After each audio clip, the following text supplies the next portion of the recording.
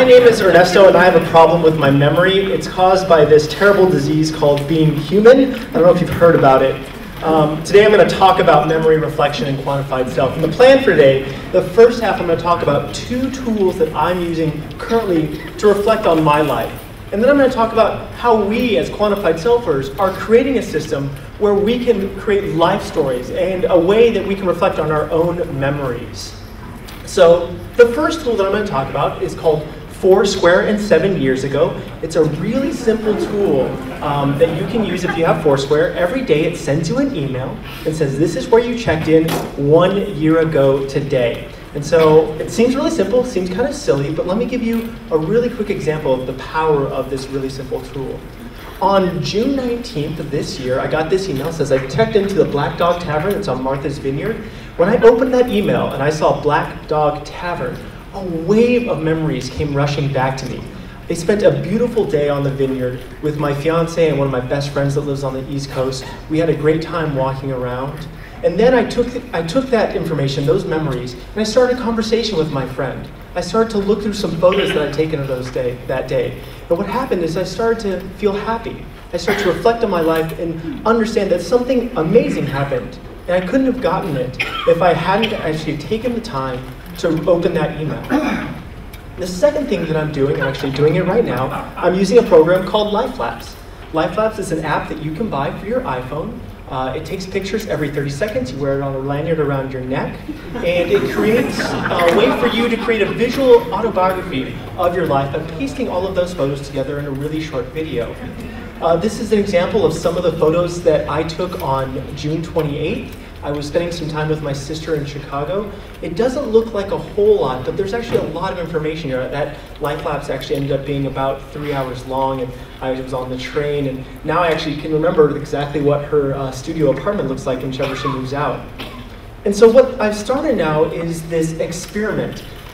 20 days in now of Lifelapsing at least an hour and a half of my life every day.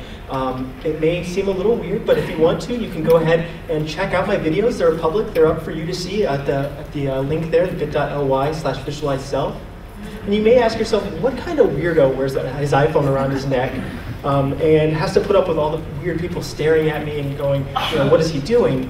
And what came to me is that I'm really trying to go back to what Gordon Bell talked about in his My Life Bids project, and that's to create a visual autobiography of my life.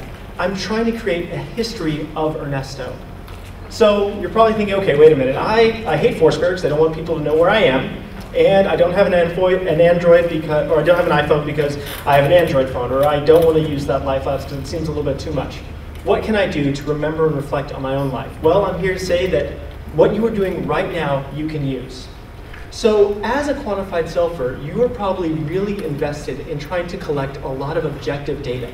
And that data takes the form of numbers or maybe text-based representations of what you've done, what you've accomplished, what's gone on in your life.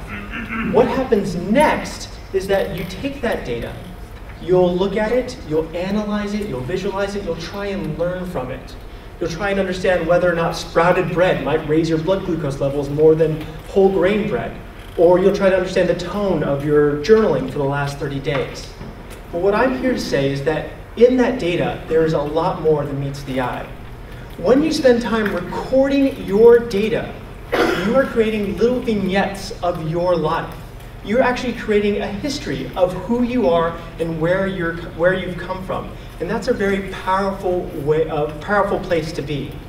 And so what I really want you to understand here throughout the last part of this talk is that each data point is not some faceless number that can only be used in relation to all the other numbers surrounding it. Each number has context, and that context can be really deep. When I go and have a beer, I know that that's not just me drinking beer, it's me conversing with my friends over Nyan Cat over at the bar. Let me give you another example of my own data. This is Fitbit data. You guys are probably all familiar with what this looks like. These are my steps ever since I got the Fitbits in late January. For most people, like, oh, well, that's some cool step data, or that's some good physical activity data. But this is my life. These are memories. These are things that happened in my life. And so when you look at this data, you can actually see specific points, specific drops, and I can tell you exactly what happened at those specific drops in my data. That first time, I actually lost my Fitbit. It was a really traumatic experience for me.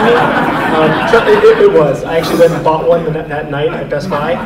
The second one, I was sick, and I usually don't get sick. And so now I have a representation to look back and say, oh wait, I remember something happened that day, and that something was important.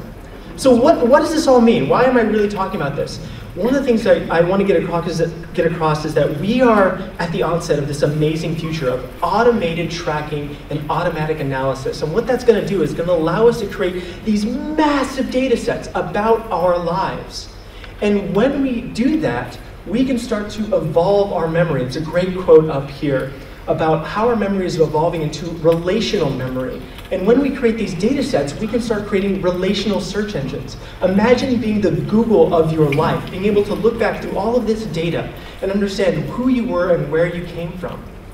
So, again, when you go through your quantified self practices and your self experiments, take the time to look past those cold, hard numbers and understand the context of your data. There's a lot of beauty in your data. If you take the time, you can actually understand your life. I want you to understand that if you can't remember who you are and where you came from, then what's the use in spending so much time trying to be a better person? Thank you.